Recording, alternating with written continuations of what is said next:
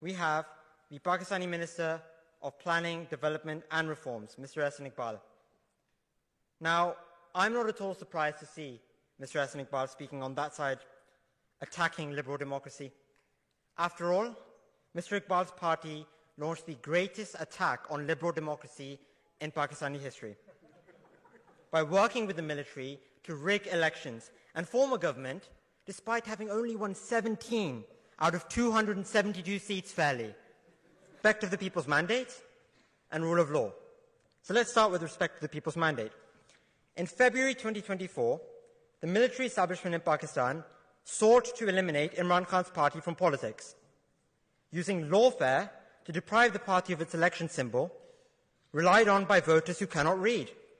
Despite this, the party was on track to secure a 2/3 majority, according to exit polls, following which blatant poll rigging, as evidenced by images of tampered vote count forms, transformed the incumbent government's 17 seats into 75, allowing them to form a government. The consequence of such sham elections has been a surge in political instability, with the incumbent government being viewed as illegitimate. Now, I suspect the proposition will try to argue that Imran Khan's party epitomizes exactly what is wrong with liberal democracy, that it encourages instability and protest in the global south. But I want you to remember this example, that the root of this instability is not liberal democracy, but it is a concerted effort to impede the mandate of 250 million people by a powerful elite. And Pakistan isn't unique in such an experience. You mentioned Egypt.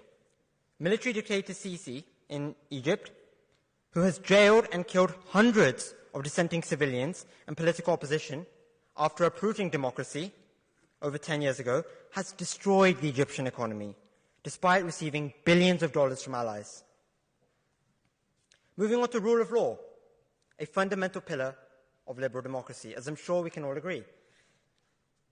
Pakistan's history is rife with political imprisonments, and indeed Mr. Ahsan Iqbal's own party has regrettably suffered the consequences of being on the wrong side of Pakistan's military establishment.